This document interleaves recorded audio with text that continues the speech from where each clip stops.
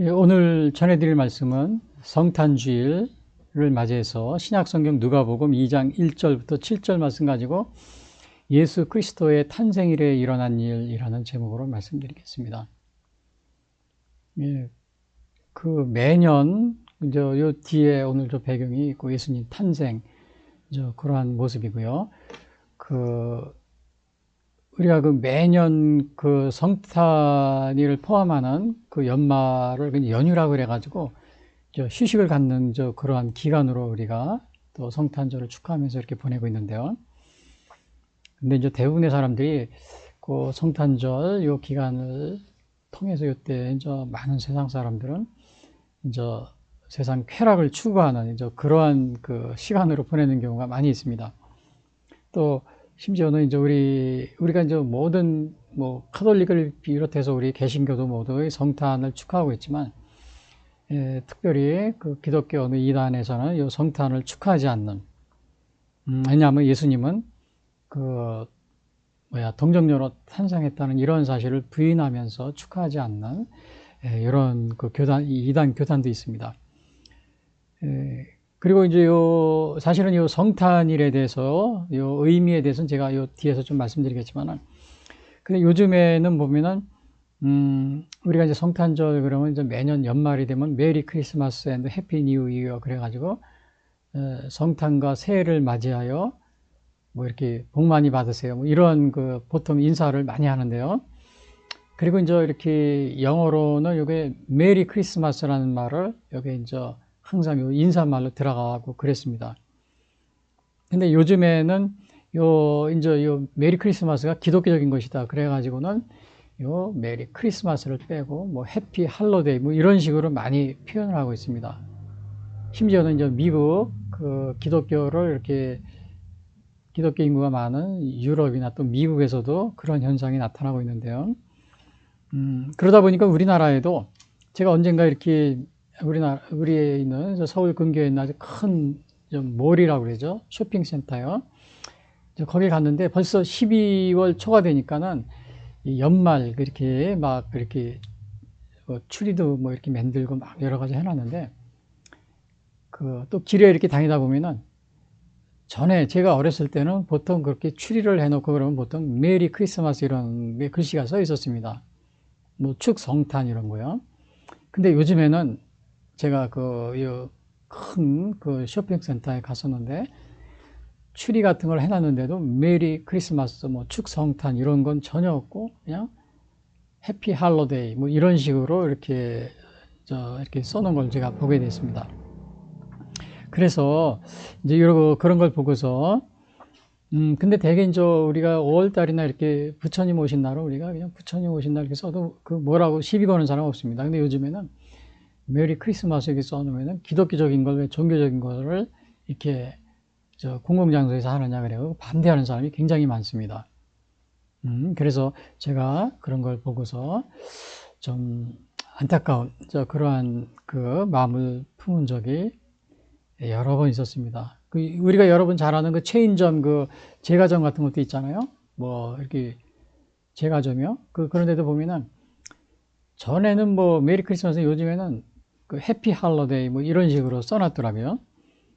근데 제가 엊그제는 시내에 이렇게 걸어가는데 파리바켓인가요? 거기는 작년에는 해피 할로데이 이것만 써 있었는데 올해는 어느 이렇게 지나가는데 파리바켓에서는 해피 할로데이 이렇게 크게 이렇게 네온 사인을 해놨어요. 그림으로 이렇게 글씨로. 그래서 제가 좀 실망을 하고 또 해피 할로데이네 여기 파리바켓도. 근데 그 다음 창문을 이렇게 지나가다 보니까 또 메리 크리스마스 두 개를 다 써놨더라고요. 그래서 혹시 여러분들 거기서 제가 하나의 아주 좀 이렇게 아주 아이디어를 얻었습니다. 그래서 혹시 여러분들 많은 분들이 메리 크리스마스 축성탄 이렇게 써놓으면 싫어하는 안 믿는 분들이나 다른 종교민들이 싫어하는 분들이 많아요. 항의 전화도 많이 하고 또 이렇게 그렇지만은 두 개 다 써놓으세요. 그런 데는 해피 할로데이 또 축성탄 이렇게 이제 이런 식으로요. 메리 크리스마스 두 가지를 같이 쓰면은 아마 이렇게 시비 거는 사람이 좀 그렇게 많지 않을 겁니다. 두 가지를 같이 써놓으면요. 제가 그런 이렇게 아이디어를 하나 제가 이렇게 길에 다니면서 그걸 보고서 제가 이렇게 권해드립니다. 그리고 오늘 예수님이 탄생하신 곳은 요 나사렛. 지금은 옛날에는 아마 이게 작은 마을인데 지금은 굉장히 많이 집들이 많이 늘었죠. 그리고 그 나사렛 말고도 요 베들레헴, 요거는 베들레헴입니다. 예수님이 이제 이렇게 그 마리아한테 가브리엘 천사가 나타나서 예수님이 잉태할 것이다, 임신할 것이다, 이거를 알려준 곳에 이렇게 또 마리아 수태고지 교회가 생겼다고 그러고요. 그리고 여기 보면은 이거 베들레헴입니다. 베들레헴은 지금 인구 뭐 2만, 3만 넘는 도시인데 이게 우리나라 같은 연립 아파트라고 그러죠. 그런 게 굉장히 많이 있어요. 나사렛은 좀 그거보다 이렇게 덜하고요. 그래서 오늘은 이 성탄에 대해서 이렇게 좀 보시면은 서방은 12월 25일, 제가 성탄 때마다 이거 말씀드리는데 뭐 다 아는 거지만은 제가 또 언급해 드립니다. 서방이라는 건 뭐냐 하면 이제 유럽, 또 미국, 캐나다 뭐 이런 걸 말합니다. 12월 25일 동방은 동방 정교회라는 게 있습니다. 이게 러시아, 우크라이나 이제 이렇게 그리스 뭐 이런 데 동방 정교회라고 해서 1월 7일. 왜 그러냐면은 이제 서방은 그레고리역을 쓰고요. 동방은 율리우스력을 다른 걸 쓰기 때문에 그렇습니다. 아르메니아는 1월 6일 날 이렇게 또 기념한다고 그러고요. 그리고 이제 우크라이나는 원래 동방정교회였습니다. 러시아와 같은. 그런데 이번에 우크라이나 러시아 전쟁하는 것 때문에 우크라이나에서는 러시아하고는 함께 갈 수 없다 그래가지고는 서방 12월 25일로 우리 서방에서 지키는, 우리 개신교에서 지키는 이런 날짜로 바꿨습니다. 그리고 우리나라는 1949년에 이 공식 기념일이 됐고요. 이 크리스마스는 크라이스트하고 미사 이거 합쳐져가지고 그리스도의 미사다, 이런 그 의미를 가지고 있습니다. 그리고 요거는 이제 굉장히 제가 오늘 요거 말씀드린 거 12월 25일이 우리가 탄생을 축하하는 날이지 탄생일은 아니다. 제가 이렇게 써놨는데요. 요거는 뭐냐면은 보통 그 예수님의 탄생일을 정확히 알 수가 없다 그럽니다. 그건 왜 그러냐면요. 그래서 정확하게 알 수 없지만은 이게 12월 25일 뭐 이렇게 계산해 가지고 이렇게 25일까지 그래가지고 이렇게 정한 겁니다. 그러다 보니까는 요 또 12월 25일이 뭐 태양절, 뭐 태양의 날, 태양을 뭐 숭배하는 날, 뭐 이렇게 해가지고 이거를 이교도적이다 그리고 안 지키는, 물론 개신교고 카톨릭은 다 지킵니다. 그러나 우리 기독교 이단 중에서 이걸 또 안 지키는 그런 이단도 많이 있습니다. 뭐 이방신을 숭배하는 날이에요. 근데 제가 여기 써놨듯이 탄생을 축하하는 날이 아니고 탄생일이 아니고 탄생을 축하하는 날입니다. 왜냐? 정확한 탄생일을 모르기 때문에. 그 이유는 그 아래에 제가 써놨죠. 예수님이 실제로 탄생하는 그 기원전 AD가 이제 1년, 2년 시작되는 게 예수님 탄생일을 기준으로 한 건데, 그거보다 BC 4에서 5년으로 이렇게 고전에 탄생했다는 것이 대개 이제 역사적으로 거의 뭐 확실합니다. 왜냐하면은 우리 예수님이 탄생할 때 헤롯 대왕이 있었잖아요. 근데 헤롯 대왕이 BC 37년부터 BC 4년에 세상을 뜹니다. 근데 헤롯 대왕이 있을 때 예수님이 탄생했기 때문에 최소한 BC 4년 이전에 예수님이 태어났을 것이다. 그리고 나서 빌라도가 있을 때 예수님이 고난을 받고 십자가 달려 죽으셨잖아요. 근데 빌라도의 통치가 역사적으로 보면은 AD 26년부터 시작이 됩니다. 36년까지. 근데 예수님이 그 사역을 시작한 것은 30살이 돼서 시작했어요. 그러니까 AD 1년부터 요때 이제 이렇게 그러니까 헤롯이 죽은 거 4년 그 이전. 4년 이전이면 그다음에 예수님이 30살 때 시작됐으니까 빌라도 통치 기간에 이렇게 했으니까, 그래서 요게 그 연도를 예수님의 나이하고 헤롯 대왕의 그 죽은 걸 따져볼 때는 기원전 4에서 5년으로 이렇게 보고 있습니다. 그러니까 정확히 알 수는 없지만은, 그러나 우리에게 중요한 게 탄생을 축하하는 날로 이렇게 생각하고서 기념하면 됩니다. 제가 전에도 계속 말씀드리지만은, 뭐 이거 우리가 보통 제가 우리나라 현충일 예를 들었는데, 우리가 6월 6일 현충일 날 국군 돌아가신 분들 다 합쳐서 우리가 추모를 하잖아요. 근데 그 중에 어떤 군인들은 더 일찍 죽을 수도 있고 날짜가 다 다른데 왜 6월 6일 날 합쳐서 하느냐? 다 이렇게 세상 돌아가신 날이 다른데 그러나 우리는 한 날로 정해서 그 추모하는 거를 이렇게 한 날로 정해서 이렇게 하는 겁니다. 정확히 알 수는 없기 때문에 알 수는 없지만은 예수님 우리 탄생도 정확한 이 날짜는 알 수 없지만 그러나 이렇게 이제 추모하는 날, 그러니까 축하하는 날로 이렇게 정해서 지키고 있기 때문에 이거를 뭐 날짜가 정확하지 않다, 뭐 그때 뭐 태양을 뭐 숭배하는 날이다, 뭐 이런 식으로 해가지고 저기 뭐 이거를 축하하는 거를 등한시하거나 이런 거는 바람직하지 않다 이렇게 생각하고 있습니다. 그래서 오늘 요 성탄에 대한 거 간단한 거, 그 다음에 오늘 제목이 성탄주일로서 예수 그리스도의 탄생일에 일어난 일. 그래서 제가 세 가지를 누가복음에 나와 있는 2장 1절 7절에 나와 있는 걸 제가 말씀드리려고 합니다.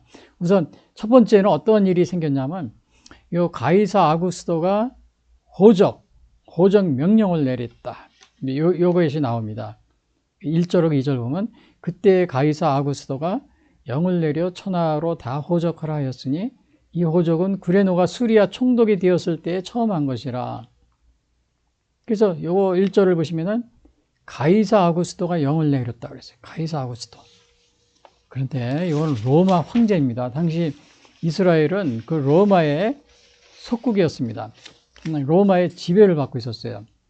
그래서 그 가이사 아구스토가 영을 내려서 호적하라 그러니까 이스라엘은 로마의 속국이었기 때문에 이렇게 이제 예수님도 같이 호적을 하러 갈 수밖에 없는. 근데 여기는 그 영어로 보면 in those days 이 가이사는 우리나라 말로 가이사라는데 이거는 시저입니다. 영어 발음은 시저 어거스투스 이렇게 돼요. 시저 어거스투스 이렇게요. 아우구스투스. 그래서 여러분 잘 아실 겁니다. 로마에서 유명한 장군이자 황제였던 시저 있잖아요. 시저. 그 시저입니다. 근데 요 시저 아구스토는 시저 어거스투스죠. 시저 아구스토는 한국말로 하면 가이사 아구스토는 그 17살 때 그 시저의 양자가 됩니다. 양자로 들어가 양아들이 돼가지고 그리고 그 황제를 BC 27년에 많은 공을 세웠어요. 그래가지고 정말 이렇게 그 황제가 됩니다. 기원전 27년에. 그래서 이때 27년부터 아마 이 세상 뜬 것이 AD, 요게 아마 AD 14년인가요? 기원 후 14년, 그때까지 황제입니다. 그 다음에 이제 또 다음 황제가 있었죠. 예수님 당시에. 근데 요 아구스토는 이때부터 이제 팍스 로마나 그래가지고 이제 그 로마의 그 황금 시대가 이제 시작이 됩니다. 이렇게 아주 평화로운 시대가요.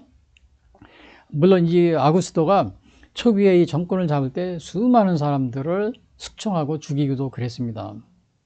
한 번에 그냥 300명, 원로는 그냥 300명을 죽이기도 하고 1000여 명 이상을 죽이기도 이런 그 대학살 그런 게 있었어요. 자기 정권을 했는데 그러나 이거를 잡고 나서는 로마 천역에 그 아주 평화가 왔습니다. 그래서 그 평가 내리기를 비록 역사가들은 비록 초기에 이렇게 많은 사람들을 숙청하고 죽이기도 했지만은 결국은 로마의 평화를 가져왔다. 그래서 긍정적으로 이렇게 평가하는 경우가 많이 있습니다. 근데 이제 여기에 이제 이 황제가 그 어떠한 그 통치를 했냐면요. 그 어디든지 점령을 하면 그 지역의 문화를 존중해주고 또 생활 풍습 이런 거 종교를 존중해줬습니다. 그러니까 사람들에게 그리고서 이제 그 각자 점령지에서 그 점령국의 문화를 강요하고 종교를 막 못하게 하고 그러면 막 어렵잖아요. 근데 아구스토는 그렇게 하지 않았습니다. 이와 유사하게 이렇게 정책을 핀 그런 왕이 또 이제 페르시아에서 고레스 왕이라든지 그러한 경향이 있죠. 그래서 그리고 이제 이렇게 아구스토 때 태어났다는 사실은 뭐냐면은 그 예수님의 이 탄생한 것이 역사적인 그 사실이라는 걸 역사적으로 증명을 해주는 겁니다. 단순한 신화가 아니고 이 당시의 그 역사적인 인물을 통해서 분명히 역사적 사실이거든요. 가이사 아구스토는 예수님의 태어난 것은 이렇게 역사적인 사실이 그 속에서 증명이 되고 있는 겁니다. 이게 신화가 아니고 단순한 꾸며낸 얘기 아니고 그 다음에 뭐 그레네오도 마찬가지. 그 다음에도 보면은 그 여기 보면 호적이라고 그러는데 센서스라고 그랬죠. 센서스. 영어로 보면요. 이거는 Caesar Augustus issued a decree that a census should be taken of the entire Roman world. 근데 이 센서스는 인구조사인데 왜 인구조사를 했냐면 세금을 걷기 위해서. 그래서 아예 킹 제임스에서는 이걸 센서스라고 번역 안 하고 should be taxed 이렇게 이런 식으로 번역해서 should be taxed. 그러니까 텍스를 받기 위한 조사를 했다. 이제 명을 내라. 이런 식으로 계속해서 킹 제임스는 텍스, 그러니까 세금 때문에 호적했다. 이런 걸 계속 언급하고 있습니다. 센서스를 텍스라는 말로 고쳤어요. 텍스란 말로요. 세금이라는 뜻이 영어로요. 그리고 자 그러면은 요거를 보면은 그 다음에 이제 그레노가 수리아 총독되었을 때 한 것이다 그랬어요. 그레노가 수리아 총독이 되었을 때. 그 요것도 보면은 그 그레노라는 요 총독은 수리아 총독이라는 거는 지금 이스라엘 위쪽 시리아 그쪽입니다. 거기서 이제 이렇게 관할권을 가지고 이렇게 이스라엘 쪽을 통치를 했는데 수리아가 역사적으로는 수리아 총독이 된 건 AD 7년이라고 합니다. 근데 AD 7년이면 예수님이 AD 7년에 태어난 거예요? 아니죠. 근데 나중에 보니까 요 기록을 보니까 수리아 그레노가 두 번 총독을 했대. 하나는 예수님이 태어날 때 그 BC 7년, 뭐 5년, 6년 그 사이에 4년 요 사이에 한 번 더 했었고 한 번 했었고 또 나중에 또 했다고 합니다. 그래서 요거는 이제 그레노가 수리아 총독 첫 번째 했을 때 그렇게 했다고 이렇게 이제 그걸 뭐라고 그러나 이렇게 그런 식으로 생각을 하고 있습니다. 그런데 여기서 제가 요 슈레노도 역사적인 요거는 분명히 요 슈레노라는 것도 그 역사적 그 화면이 약간 이상했는데요. 요거 역사적인 인물입니다. 그다음에 요 시저 가이사 아구스토도 역사적 인물이고요. 그래서 우리 예수님의 요 예수님의 탄생은 뭐냐면 신화적인 이야기나 소설처럼 꾸며낸 이야기 그런 게 아니라는 겁니다. 그렇죠? 우리 뭐 그리스 로마 신화에서 뭐 어느 신이 태어나고 막 그렇게 할 때 보면은 거기에서 이렇게 신들이 뭐 이런 뭐 어느 왕 때 태어나고 뭐 어느 왕 때 뭐 했고 이런 게 있어요? 없습니다. 그게 대부분의 우리 많은 분들이 우리 기독교가 예수님 탄생 뭐 이런 것도 뭐 동정녀 탄생 이런 것도 다 뭐 이렇게 또 예수님 탄생 이런 것도 하나의 꾸며낸 얘기다. 신화적인 이렇게 생각하시는 분인데 오늘 여기서 보면은 이 가이사 아구스토 때 또 하나는 그레노 수리아 총독이 되었을 때 분명히 여기서 역사성을 가지고 있습니다. 뭐 우리 또 심지어는 어떤 분들은 예수님 이야기는 우리나라 뭐 이렇게 동정녀 탄생 뭐 이런 것들은 신라 시대에 뭐 바꿔서 뭐 알에서 태어나고 주몽이 뭐 알에서 태어나고 그런 거 비슷한 거야. 근데 당시에 그렇게 태어났을 때 이렇게 역사적인 인물이 있었습니까? 당시에 그 당시에 근데 여기 예수님은 분명히 그레노가 수리아 총독 되었을 때. 그 다음에 가이사가 아구스토가 이렇게 황제로 있었을 때 이렇게 얘기합니다. 근데 이때 왜 영을 내렸습니까? 그래서 이거는 뭐냐면 이 영을 내렸기 때문에 예수님이 예수님의 어머니 마리아이고 베들레헴으로 가는 겁니다. 그러니까 결국은 여기에 이 아구스토가 영을 내린 것이 어떻게 보면 하나님의 섭리를 이루는 이러한 것이죠. 물론 이제 당시에 그 인구조사가 뭐 매 14년마다 한 번 있었어요. 그래서 그 전에 아마 기원전 그러니까 여기 이 당시에가 AD 7년 정도 이 당시에 아구스토가 영을 내린 거 보면 기원전 아마 역사적으로 보면 AD 7년에 인구조사가 있었다고 그럽니다. 그러니까 14년이면 기원전 BC 7년에 됐겠죠. 근데 예수님은 기원전 4년, 5년과 4년 사이에 태어났다고 그랬잖아요. 그러면 한 2년, 3년이 틀리네? 이렇게 되는데 아마 아구스토가 영을 내렸지만은 그게 전달되고 실행되는데 아마 2, 3년이 걸렸을 것이다. 그래서 이제 예수님이 바로 태어날 때가 기원전 5세기에서 4세기일 것이다. 이렇게 많은 이렇게 성경학자들이 이렇게 추측을 하고 있습니다. 그래서 오늘 예수 그리스도의 탄생일에 일어난 일로서 첫 번째는 뭐라 그랬어요? 첫 번째는 가이사 아구스토가 호적 명령을 내렸어요. 이 호적 명령을 내린 것도 예수님의 역사성, 아구서 때 그레너가 수리해준 거. 그 다음에 이제 이렇게 예수님이 태어날 때가 되니까 아구스도가 이렇게 명을 내렸다. 여기다 하나님의 섭리가 또 여기 베들레헴으로 가는 그 예언이 이루어지는 그러한 것에 도구가 되고 있다는 이 사실을 보게 됩니다. 그 두 번째는 뭐냐면 요셉도 임신한 마리아와 함께 베들레헴으로 호적하러 가게 되었다. 첫 번째는 명을 내리니까 요셉, 예수님의 아버지 요셉고 어머니 마리아도 베들레헴. 왜? 거기 이유가 나와 있어요. 여기 보면은 모든 사람이 호적하러 각각 고향으로 돌아가며 요셉도 다윗의 집 족속이므로 갈릴리 나세렛 동네에서 유대를 향하여 베들레헴이라 하는 다윗의 동네로 그 약혼한 마리아와 함께 호적하러 올라가니 그랬어요. 그래서 여기서 보니까 이제 여기 보면 여기 나사렛과 베들레헴, 베들레헴으로 갔다 그랬죠. 여기 보면은 여기가 여기 나사렛입니다. 그래서 요 나사렛에서 바로 저기 뭐야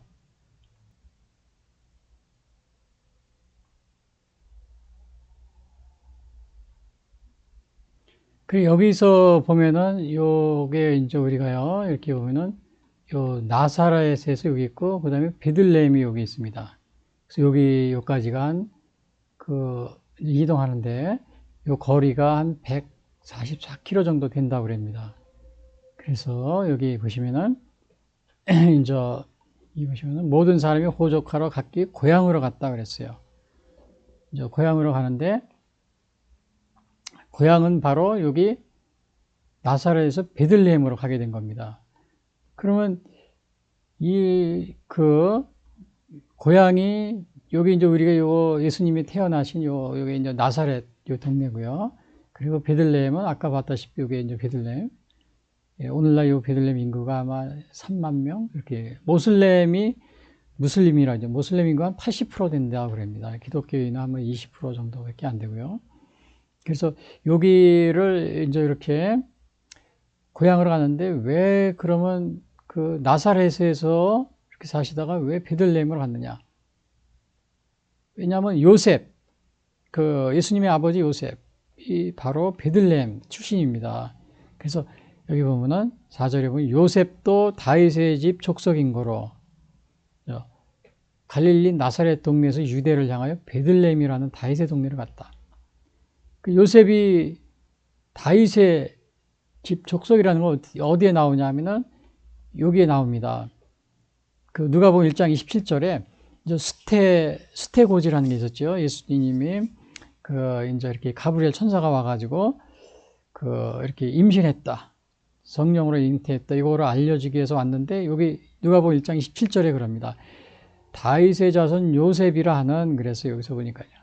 여기 이제 다윗의 자손 요셉이라 하는 사람과 약혼한 처녀에게 이르니 결국은 예수님의 아버지 요셉이 다윗의 자손이 되는 겁니다. 그러니까 여기서 고향으로 가라고 그랬죠. 고향. 호적하라 각각 고향으로 가라. 그냥 결국 요 베들레헴, 이제 이렇게 베들레헴으로 이렇게 오게 되는 겁니다. 근데 요거는 예수님이 결국 호적으로는 다윗의 집 자손이다. 이제 요게 이제 여기서 확실하게 이렇게 증명이 되는 거죠. 자, 근데 여기 문제가 제가 요거 설명할 때 항상 많은 분들이 질문합니다. 왜냐하면 요즘에는 자녀 친자 확인해서 DNA 검사하고 그러는데, 그러면 예수님하고 아버지 요셉 사이에는 동정녀 탄생이라고 그러잖아요. 성령으로 잉태했기 때문에 예수님의 아버지 요셉의 DNA가 전혀 관련이 안 됐기 때문에 친자식이 아니다. 어떻게 보면은. 그러면은 다윗의 집을 이어받은 거라고 볼 수 없지 않느냐? 이렇게 따지는 질문을 많이 합니다. 근데 여러분 요거를 우리가 그래서 이제 여기 좀 생각해 볼 게 뭐냐면요. 다윗의 집 아버지 요셉은 분명히 이렇게 다윗의 집 족속이라는 게 나오지만은 그러나 우리가 어머니 마리아인 경우는 어떤가? 이 마리아도 다윗의 집 가문이라는 것이 여기 이제 우리가 볼 수가 있어요. 왜냐하면은 어머니 쪽으로도 여기 다윗의 집이다 이렇게 그렇게 보는 거죠. 왜냐하면 누가복음 3장 23절에 보면은 이제 이런 말이 마태복음 1장 16절에요. 그 밑에 부분을 보면 여기 마태복음이요. 야곱은 마리아의 남편 요셉을 낳았으니. 그러니까 요셉의 아버지가 누구예요? 야곱이에요. 그렇죠. 야곱이요. 근데 요거 누가복음에 보면은 족보가 나옵니다. 누가복음 3장에 보면 족보가 나오는데 여기에는 어떻게 나오냐면요. 이거 보시면은 예수께서 가르치심을 시작하실 때 30세쯤 되시니라 사람들이 아는 대로는 요셉의 아들이니 요셉의 의인은 헬리요 그랬어요. 근데 여기서는 요셉의 아버지는 요셉의 야곱이라고 나옵니다. 그리고 요 마태복음에 있는 족보고 누가복음에 있는 족보는 위로 올라가면서 다 달라요. 근데 다윗부터는 같아져요. 그러나 그 전에 보면 다 다릅니다. 그래서 물론 이것이 뭐 형제들을 기록한 것이다. 모두 여러 가지 해석이 있지만 전반적으로 볼 때 요 누가복음에 있는 요 족보는 마리아, 어머니 마리아의 족보다. 그쪽 가문에. 그리고 마태복음에서는 바로 그 아버지 요셉의 족보다. 이런 식으로 이렇게 그렇게 보고 있습니다. 그러니까 그 아버지 요셉으로부터 동정녀 탄생, 그러니까 아버지로부터 DNA, 그 전혀 관련이 없잖아요. 동정녀 탄생이 성령으로 잉태된 거니까. 그래서 요셉 자손이 아니지 않느냐 이렇게 할 수 있지만 실제로 어머니 쪽으로도 다윗의 집안으로 이렇게 거의 확실하기 때문에 그래서 이제 예수님도 다윗의 자손으로 이렇게 부르는데 별 이의가 없다. 이렇게 보고 있는 겁니다. 그렇게 이의가 없다고요. 그리고 이제 여기 보면은 갈릴리 나사렛 동네에서 그랬어요. 그리고 갈릴리 나사렛 동네에서 이렇게 앞에 이게 보시면은 뭐라고 그러냐면 요셉도 다윗의 집 족속이므로 갈릴리 나사렛 동네에서 유대를 향하여 베들레헴이라는 다윗의 동네로. 그러니까 요 갈릴리 나사렛 동네가 바로 여기 우리가 여기 보시면 여기 갈릴리 호수가 있잖아요. 그리고 나사렛은 여기가. 그러니까 갈릴리 나사렛 동네로 베들레헴으로 이렇게 내려가는 겁니다. 그래서 그거를 표현한 거죠. 그래서 여기 보시면은 저 갈릴리 나사렛 동네에서 그때 거기에서 천사가 나타난 겁니다. 우리가 보면은 요 나사렛 동네에서 그때 이제 그 예수님이 성령으로 잉태됐다는 걸 여기 나타내주고 있어요. 누가복음 1장 26절에 보면은 여섯째 달에 천사 가브리엘이 하나님의 보내심을 받아 갈릴리 나사렛이라는 동네에 가서. 그래서 여기서 보면은 요 나사렛이라는 동네 여기 갔다고 이런 게 나오죠.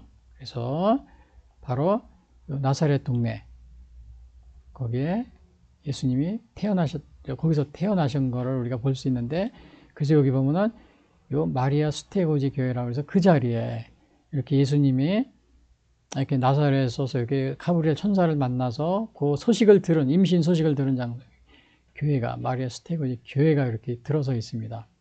그래서 우리 이제 예루살렘 가보면은 예수님이 태어난 곳도 베들레헴 거기 이제 교회가 있고요.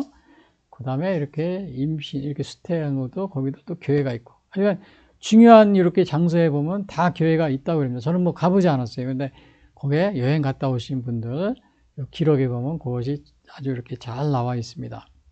그래서 오늘은 이제 우리가 이거 다음에 보면은 유대를 향하여 베들레헴이라는 다윗의 동네로 그랬어요. 그러니까 예수님이 이제 베들레헴으로 가는 겁니다. 유대를 향해서. 그러니까 이 앞에 우리가 봤다시피 예수님이 나사렛에서 베들레헴으로 이렇게 향해서 가는 거예요. 그리고 가는데 이미 이 베들레헴에는 여기는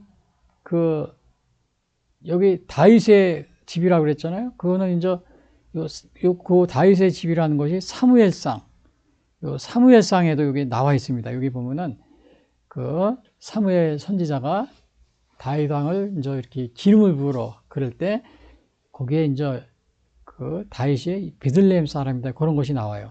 너는 뿔에 기름을 채워 가져가라. 내가 너를 베들레헴 사람 이새에게로 보내리니 그랬어요. 베들레헴 사람. 그러니까 다윗의 아버지잖아요. 그래서 그래서 다윗의 동네라고 그런 거예요. 여기서 보면 베들레헴이라는 다윗의 동네. 왜냐? 요 베들레헴이 그 바로 베들레헴 사람 이세, 그 다윗의 아버지죠. 거기 이 고향이라는 것을 우리가 알 수가 있습니다. 그래서 이 예수님도 왜 거기를 갔느냐? 그 고향으로 가라고 그랬거든요. 고향. 이제 그거를 보면은, 예, 아까 여기서 보면은 뭐라고 됐어요? 요셉도 다윗의 집 족속으로 갈릴리 나사렛 동네에서, 예, 자기 고향으로 가는 겁니다. 이 고향으로 돌아가매.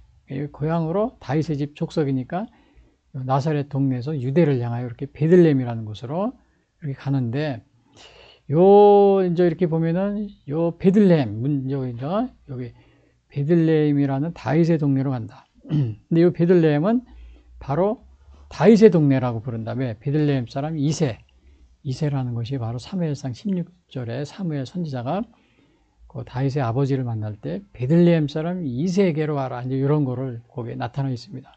그래서 여기 그다음에 보면 약혼한 마리아와 함께 호적하러 올라가니 마리아가 이민때. 그러니까 이거는 이제 그 나사렛에서 베들레헴으로 이렇게 가는데 호적하러 가는 거예요. 호적. 근데 이미 이제 잉태했는데 요 당시에 그 12살 이상의 그 여자들도 세금을 내야 된다고 그래요. 그러니까 다 가야 되는 거죠. 그리고 그 대신 여자는 안 가고 가장이 대신 가도 된다고 그럽니다. 근데 여기서 마리아도 같이, 그러나 마리아는 같이 올라가는 거예요. 같이 가게 됐어요. 아마 여러 가지 이유가 있겠죠. 또 임신하고 혼자 있으면 뭐 안 된다거나 아니면 좀 혼자 그러니까 이제 같이 어떻게 이제 어쩔 수 없이 가게 되는데 아마 여기에서 되게 요렇게 생각할 수도 있어요. 이게 같이 올라갔지만은 아마 예수님의 어머니 마리아는 나사렛에서 머물 계획이 있었을지도 모릅니다. 그렇죠. 난 몸이 무겁다고 빨리 갔다 오라고. 이제 당신만 혼자 갔다 오라고. 그리고 이제 그렇게 말할 수도 있었을지도 모르지만 가는 겁니다. 같이. 호적하러 마리아가 이제 같이 가는 거예요. 그래서 여기에 제가 이렇게 써놨는데 요 마리아의 머물 계획이 있었을지 모르지만 하나님의 섭리가 작용했을 것이다. 여기에 왜냐? 하나님의 섭리라는 것은 그 다음에 우리가 보겠지만은 미가서에 그것이 예언이 되고 있거든요. 미가서에 보면은 이제 베들레헴 에브라다야 너는 유대 고을 중에 작지 아니하다. 내게서 뭐 이렇게 예수님의 탄생의 예언이 있잖아요. 그 예언이 이루어지는 이러한 것을 보게 됩니다. 그래서 아마 여기에서 마리아가 자기가 집에 난 몸이 무거워요. 난 집에 있을래 안 갈래요. 그래서 아마 미가 선지자 예언이 틀렸겠죠. 하나님도 틀렸겠죠.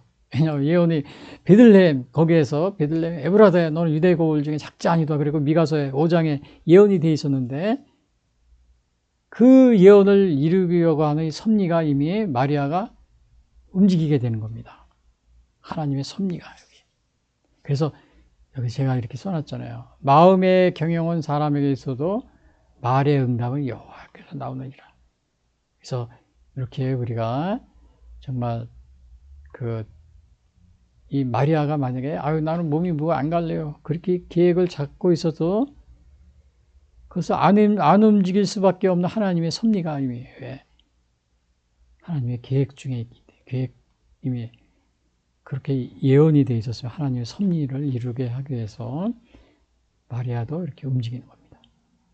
그래서 마음의 경영은 잠언서 16장 1절 마음의 경영은 사람에게서도 말의 응답은 여호와께로부터 나오느니라. 그러니까 우리 인간이 아무리 결심하고 또 이렇게 계획을 짜도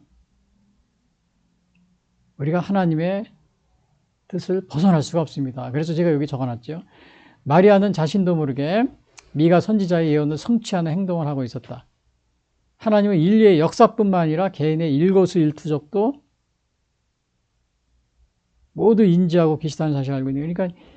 그러니까 예수님의 어머니 마리아가 움직인 거예요. 그 선지자의 예언이 이루어지는 겁니다. 그래서 결국은 우리의 일거수일투족도 다 하나님이 인지하고 계시다.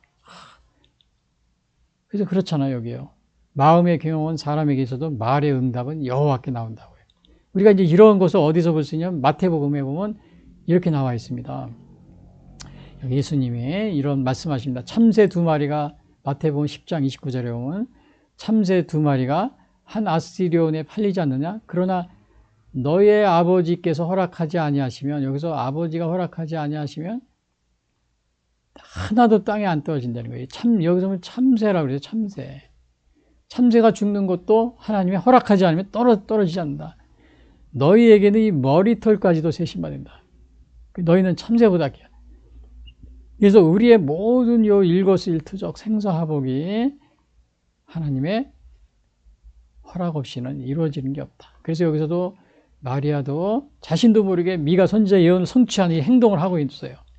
여기서 보면은 나사렛에서 머무를 계획이 있었을지는 모르지만 하나님이 이미 예언되어 있는 그 섭리를 이미 마리아도 자기도 모르게 따라가고 있는 겁니다.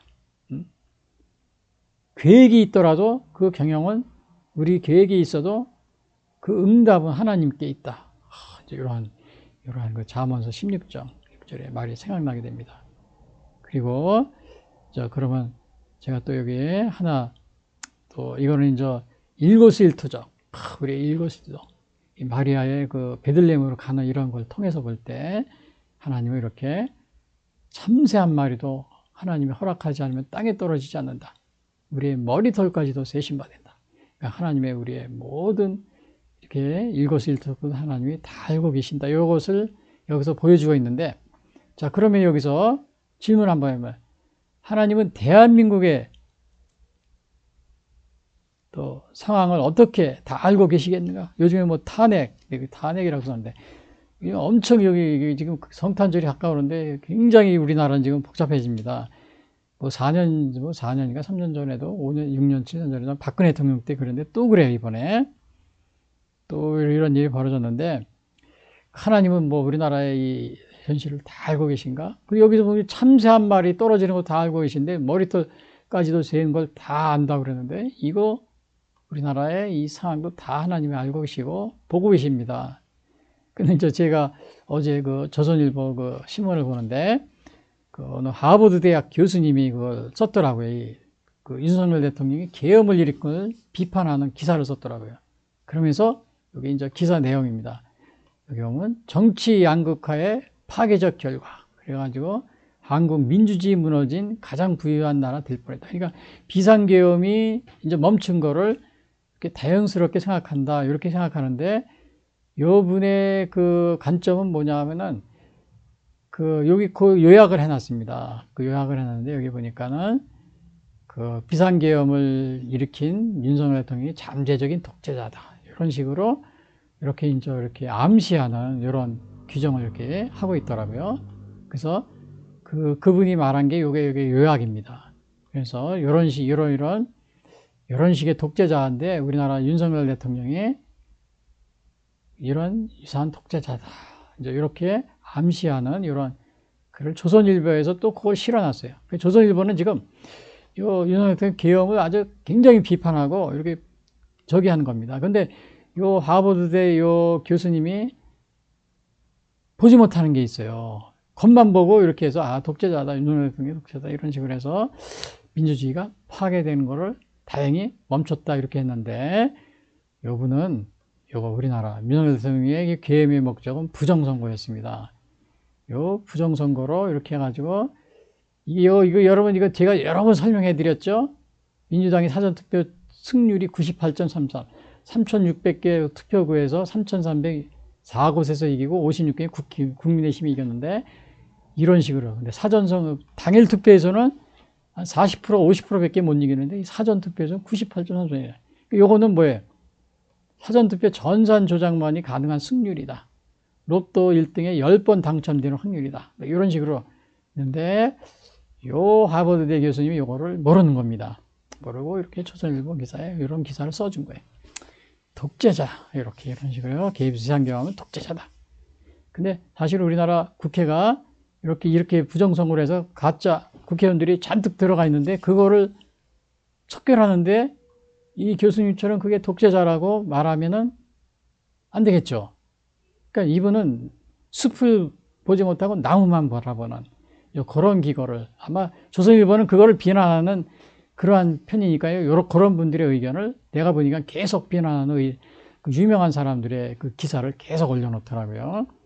조선일보도 이렇게 편파적으로 이렇게 하는 경향이 있어요. 이거를 못 보는 겁니다. 이거를.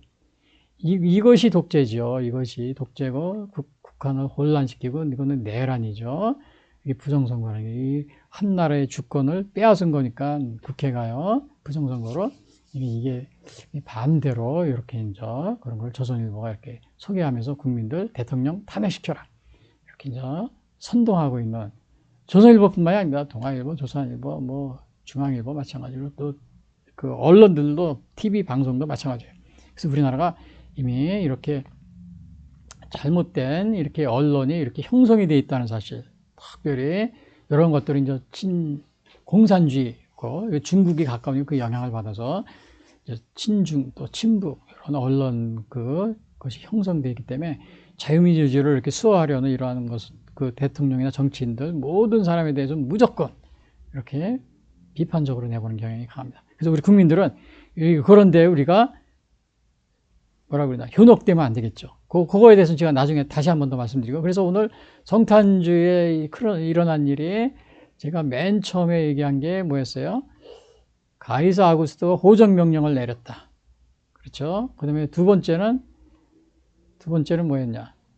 가이사 아구스토 호적명령을 내리고, 두 번째는 이거 이제 아구스토가 호적명령을 내린 다음에 두 번째는 뭐예요? 요셉도 임신한 마리아와 함께 베들레헴으로 호적하러 가게 됐다. 호적하게 가게 된 겁니다. 여기에 하나님의 섭리가 있었다고 그랬죠. 베들레헴. 그리고 요 마지막, 그럼 무슨 일이 일어났느냐? 마지막에 보면은 여관에 있을 곳이 없어 예수님은 출생하자마자 구유에 누워지셨다. 요게 이제 거기 있을 때에 해산할 날이 차서 처자들을 낳아 강보로 쌓아서 구유에 뉘었으니 이는 여관에 있을 것이 없음이로라.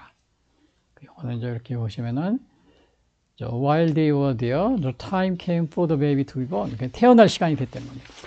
예수님이 해산할 날이 됐다. 이렇게 했는데, 그 예수님도 우리 보통 사람들은 10개월 이렇게 있다 이제 이렇게 출산하잖아요. 그러니까 예수님도 똑같은 과정을 거치신 겁니다. 우리 인간과 같이.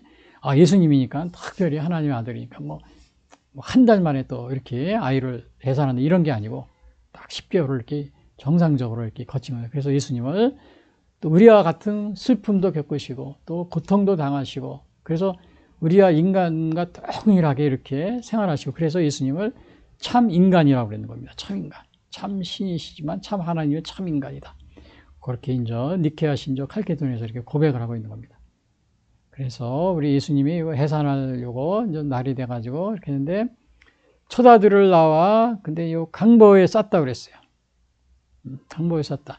요거 이제 태어난 날이 정확히는 모르겠지만 대개 이제 12월 25일 이렇게 출생한 날은 아니지만 우리가 예수님 탄생을 기념하는 날이다 이렇게 하는 거죠. 그리고 이거를 강보로 쌓아서 구유에 뉘었으니 여관에 있을 곳이 없음이로다 그랬는데 여기서 처자들을 낳았다 그랬어요. 처자들. 그러니까 요 처자들이니까 아 예수님이 또 다른 아들이 있는 거 아니야? 다른 자녀들이 있는 거 이렇게 생각해 볼 수 있어요. 그리고 실제로는 예수님이 보면은 그 예수님의 어머니 마리아는 예수님 외에 많은 자녀가 있다는 것을 여기 마태복음 12장에 나와 있어요. 여기 보면은 여기 이렇게 나와 있잖아요. 이 12장 46절 예수께서 무리에게 말씀하실 때 그의 어머니와 동생들이 여기서 어머니와 동생이라는 말을 썼어요. 예수께 말하라고 밖에 섰더니 한 사람이 예수께 여짜오되 보소서 당신의 어머니와 동생들이 당신과 함께 바깥에 서 있나. 그러니까 예수님의 어머니 마리아가 예수님을 낳고 나서도 또 많은 자녀가 있다는 것을 여기서 암시해주고 있어요. 그리고 이거 말고 또 있습니다. 여기 보면은 마태복음 13장 55절에 보면 여기요. 이는 그 목수의 아들이 아니냐?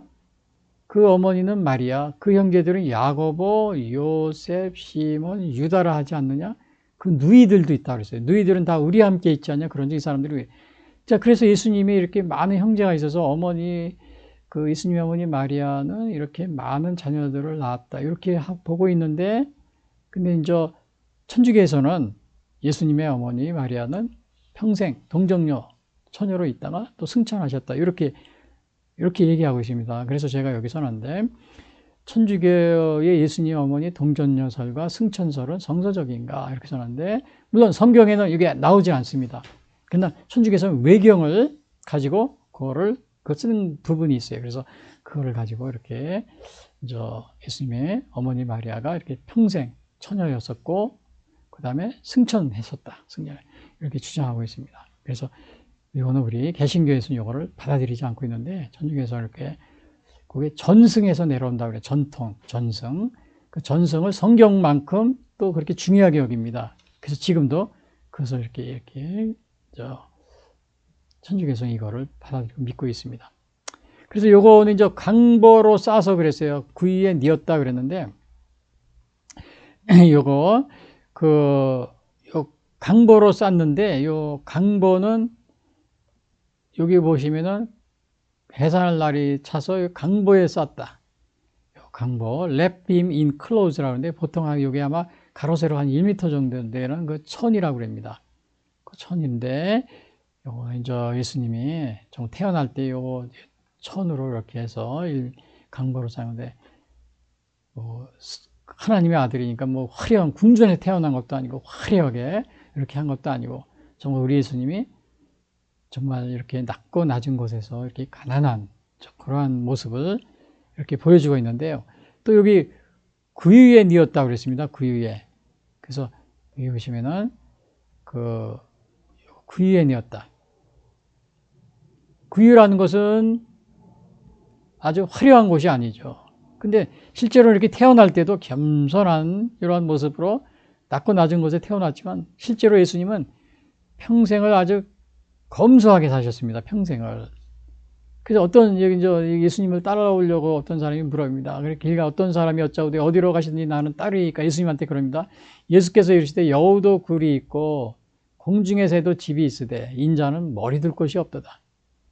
예수님은 이렇게 정말 태어날 때도 그러셨지만 평생을 이렇게 정말 사치하지 않으시고 검소한 생활을 하셨다. 이런 것을 보게 됩니다.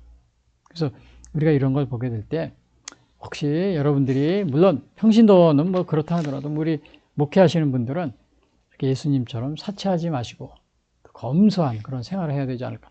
근데 대개 이제 그 개척교회하거나 처음에 시작하고 그럴 때는 이제 그렇게 생활합니다. 그러다 나중에 교인이 뭐 100명, 200명, 1000명, 10,000명, 뭐 3만 명, 5만 명, 10만 명 이렇게 늘어나면은 그때는 다르게 생활합니다. 예, 좋은 집을 살려고 하고 좋은 차를 살려고 그다음에 좋은 아파트 살려고 하고 막 이렇게 인류를 뭐든지 이래요. 왜냐 내가 뭐 10만 명 되는 교회인데 우리 교인이 그냥 우리 사장도 있고 뭐 장군들도 있고 그런데 나도 그 정도는 살아야 되는 거 아니야? 이렇게 하면서요. 그러나 예수님은 정말 이렇게 평생을 검소하게 사셨다. 그래서 그리고 이렇게 이제 여관에 있을 곳이 없음이로라 그랬어요. 여관에 있을. 근데 여기 보시면은 또 이렇게 예수님이 우리가 이제 성탄절을 이렇게 우리가 맞이하면서 하나 여쭤볼 게 있는데요. 이 모든 불신과 불화와 전쟁을 내려놓고 화해할 생각은 없는가? 그랬어요. 여러분 성탄 때는 싸우는 사람도 멈추는 이러한 그 기록이 있습니다. 1차 세계대전 때 영국, 프랑스, 독일 막 계속 싸우고 있었어요. 독일 상대로. 근데 그 성탄절이니까 서방에서는 12월 25일 같은 날 성탄절을 이렇게 하잖아요. 그러니까 성탄절 군인들도 성탄절 때는 그 집에 이렇게 다 시위를 보내고 그런 기억이 있잖아요. 그러니까 야 우리 적군들이지만 우리 오늘 하루는 싸우지 말자. 그래가지고 휴전하고 서로 게임도 하고 막 그랬다고 그럽니다. 예? 스포츠도 하고 뭐 스포츠 했는지 모르지만 그런 얘기 사실인지 모르지만요. 그리 전쟁을 이렇게 중지하고요.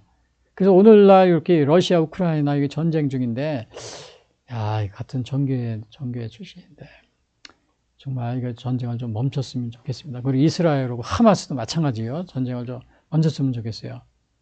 그리고 정말 우리 또 대한민국은 또 이 탄핵으로 지금 대통령이 탄핵돼 있는데, 야, 이 탄핵은 정말 어떻게 보면은 지금 이게 너무 이게 불합리한 그런 과정이 대통령은 이 부정선거를 막기 위해서 탄핵입니다. 야, 지금 우리 국회의원 3분의 1 정도가 이 가짜 국회의원들이, 이거 보세요. 내가 이 수도 없이 얘기했는데, 이게 여기 보면요. 전산조작으로 밖에 이게 나타날 수 없는 숫자죠. 이거는 뭐 음모론 그런 게 아닙니다. 그 선거관리위원회에서 발표한 통계 자료를 분석한 거 하면 이런 식이 나와요. 이거 완전 이거는 그 당일 선거에서는 뭐 더불어민주당이 50% 내서 40에서 50% 승률이에요. 예? 10군데면 4, 5군데 이기고 국민의힘이 5, 6군데 이기고. 근데 사전투표에서는 어떻게 10군데면 뭐 9군데 이상 이기고 국민의힘은 한 군데 간신히 이기고 이런 식으로 되는 거예요. 그러니까 이거 완전히 여기 이 승률을 볼 때 이거는 완전히 전산조작만이 가능한 것이 우리가 결론을 내릴 수밖에 없는. 이거는요, 그 윤석열 대통령이 계엄하면서 뭐 메인 서버를 이렇게 포렌식 복사하려고 들어갔는데 그거 할 필요 없어요. 여기 선거관리위원회에서 발표한 이 통계 자료만 분석만 해봐도 이게 나와요. 이게 증거입니다. 이게 DNA이고 서버 이렇게 복사하고 계엄령 군인 들어갈 필요도 없습니다. 근데 이러한 사실을 놓고서도 선거관리위원회는 아주 아니라고 부정선거 없다고 계속 발뺌을 합니다. 선거관리위원회는 완전히 카르텔 형성이 되어 있죠. 왜냐?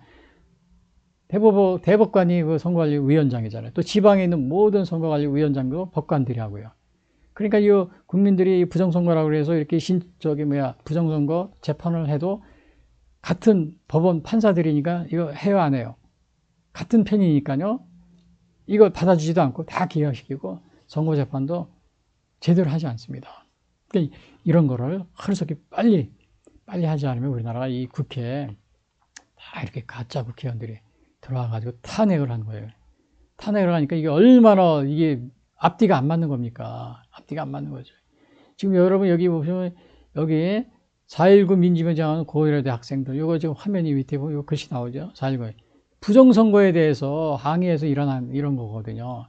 여기 고려대 학생들이. 아니, 근데 어떻게 이 학생들이 국회 앞에 와서 부정선거로 당선된 국회의원들을 지지하고 있는 겁니다. 국회의원들 옹호하는 이 시위를 하고 대통령은 오히려 부정선거를 밝히는 대통령을 탄핵하는 이런 게 있어요. 우리 젊은 분들, 이게 지금 요 내용이 여기 써 있잖아요. 내란죄 윤석열 탄핵. 이거는 결국 이 부정선거로 당선된 국회의원들을 옹호하는 거나 똑같아요. 대학생들의 주는 시국선언, 오직 탄핵, 가결로 국민의 응답하라. 이런 식으로요. 대학생들이. 근데 이게 지금 대학생들이요. 이게 고려대 학생들이 이게 지금 4.19 묘지에 가서 이 고려대에 부정선거 하지 마라. 이렇게 막 결의를 다지는 학생들이 어떻게 이 국회 앞에 와서 부정선거하는 이 부정선거로 당선된 국회의원들을 옹호하면서 오히려 부정선거를 밝히려는 대통령을 탄핵하라 이렇게 합니까? 앞뒤가 안 맞잖아요. 우리 젊은 학생들 정신 똑바로 차리세요. 아까 하버드대 교수도 마찬가지로 그렇게 생각하고 있다고 그랬죠. 그러니까 숲은 보지 못하고 나무만 보는 겁니다. 근시안이라고 그럽니다. 근시안. 여러분이 가까운 데만 보면 눈이 가까운 데만 보고 멀리 못 보는 근시안이 있어요. 예? 멀리를 보지 못하는 거예요. 여러분들이 지금 근시안입니다. 이런 여기 고려대가 인류 좋은 학교라고 소문이 나고 그러지만요. 연대, 고대, 서울.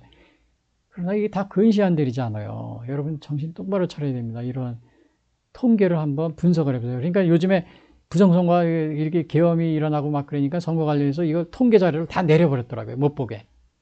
예? 도둑이 재발절인 거죠. 그래서 빨리 우리나라는 제가 이 말씀을 해드리자면 이거 잡지 못하면 계속 싸웁니다. 불신가 불화. 이것이. 우리가 잘못된 거는 빨리 고치고 회개하고 나가야 되는 거죠. 자, 그리고 여기 보시면 예수님 탄생을 아직도 신화나 꿈에 넣은 이야기로 생각하고 있지 않은가?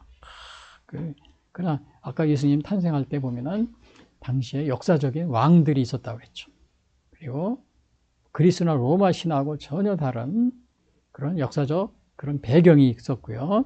그래서 이거는 이제 예언의 또 성취입니다. 그냥 예수님은 그냥 와서 탄생한 것이 아니고 예언을 성취하신 분이에요. 그래서 동정녀 탄생 예언이 이사야서 7장 17절. 보라 처녀가 잉태해 아들을 낳고 이거 예언이 돼 있어요. 이것도 성취했죠. 그 다음에 이제 베들레헴에서 탄생할 것이다. 이것도 미가서 5장이죠. 베들레헴 에브라다야. 이것도 제가 지지난주 다 설교했습니다. 방송에서요. 그래서 오늘 요셉의 어머니 마리아가 베들레헴으로 가는 것도 이거 예언이 성취하는 하나님의 섭리 속에. 그러니까 예수님의 어머니 마리아가 안 갈래 안 갈 수 없는. 나 몸이 무거워서 안 갈래요. 그렇게 할 수도 있었지만은, 야, 이거 하나님의 예언이 성취가 여기서 이루어진 걸 보지 않아요? 우리가 마음대로 이렇게 계획을 짜더라도 그 걸음을 인도하시는 하나님이라고 그랬잖아요. 그리고 여기서 또 다니엘서 2장 24절에도 요거 예언이 되어 있습니다. 다니엘서 2장 24절에 보면은 다니엘이 그 예언이 나옵니다. 2장하고 느부갓네살 왕이 꿈하고 그다음에 다니엘서 7장의 예언 그 환상을 보는데, 그때 예수님이 오실 거라는 거기 예언이 나옵니다. 거기 보시면은 이런 게 나와요. 그 마지막 부분에 그 여러 왕들이 이렇게 이제 꿈을 꾸게 되면, 이게 이제 느부갓네살 왕들이 이렇게 꿈을 꿉니다. 이 꿈을 꾼 거 보면은, 여기 보면은 뭐 머리가 금이요, 그 다음에 그대 가슴은 은이요, 그때는 동이요, 그 다음에 그 밑은 철이다. 철과 진흙이 섞여 있다. 이런 게 있는데, 그러니까 금은 바벨론을 말하고, 은은 메데바사를 말하고, 동은 헬라, 알렉산더 대왕 그 나라를 말하고, 그 다음에 이 철은 로마를 말하고, 그 다음에 철과 진흙이 발에 섞여 있다. 이거는 열국시대고, 마지막에 뜨인 돌이 나와서 다 깨트린다고 그랬어요. 거기 이제 예수님이 오신다. 요거를 예언한 겁니다. 요게 다니엘서 7장에도, 요건 2장인데, 다니엘이 또 환상 중에 똑같은 걸 봅니다. 사자, 곰, 표범, 그 다음에 무서운 짐승, 그 다음에 이렇게 해서 작은 뿔, 큰 뿔 이렇게 환상 나오고, 이렇게 해서 마지막에. 그래서 이러한 다니엘이 마지막 이렇게 이러한 환상을 보고서 예수님이 오실 거라는 이제 그런 예언을 보게 되는데, 여기 보면은 여기 이렇게 나옵니다. 이 이상 44절에 이 여러 왕들의 시대에 하늘의 하나님이 한 나라를 세우시리니 이것은 영원히 망하지도 아니할 것이요 그 국권이 다른 백성에게로 돌아가지도 아니할 것이요 도리어 모든 나라를 쳐서 멸망시키고 영원히 설 것이라. 손대지 아니한 돌이 요거 나오냐, 돌이 산에서 나와서 새와 녹과 진흙과 은가금을 부서뜨릴 것을 왕에서 보신 것은 크신 하나님이 장래를 왕께 알게 하신 것이라. 이 꿈은 참되고 해석이니 확실하니라. 그래서 다니엘이, 물론 요거를 제가 다 일일이 시간이 없어서 설명할 수 없지만은, 요 다니엘의 꿈, 그 다음에 느부갓네살 왕의 꿈을 마지막에 그 꿈의 마지막에는 마지막에 뭐라고 했어요? 열국시대 로마가 끝나고 열국시대하고 마지막에 뜨인 돌이 나와서 깨트린다고 그랬죠. 뜨인 돌. 예수님이 오셔서 또 이렇게 오신다는 것을 다니엘서도 이렇게 암시해주고 있습니다. 그래서 이것은 다 예언의 성취죠. 그래서 예수님은 어떻게 해요? 신하나 꿈에 넣은 이야기라고 여러분 아직도 생각하고 있잖아요. 예수님은 예언, 어느 그리스 로마 신하가 뭐 예언을 해가지고 그렇게 해가지고 뭐 이렇게 뭐 그런 게 뭐 그 왕들이 있어가지고 역사적으로 증명이 된 게 있어요? 없습니다.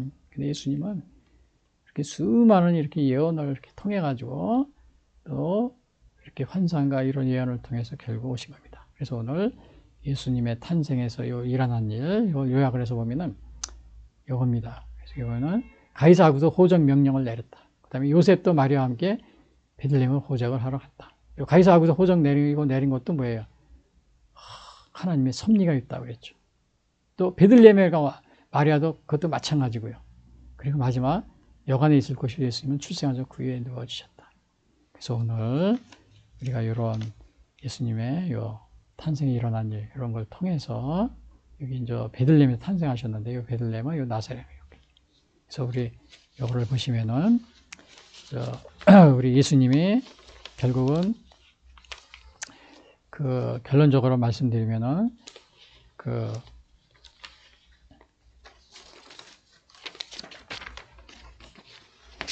제가 결론적으로 말씀드리면은 예수님의 탄생의 이야기는 역사성을 가지고 있고 구약 예언의 성취임을 보여줌으로써 단순한 신화이고 꾸며낸 얘기가 아니다. 우리가 그런 거를 우리가 볼 수가 있습니다.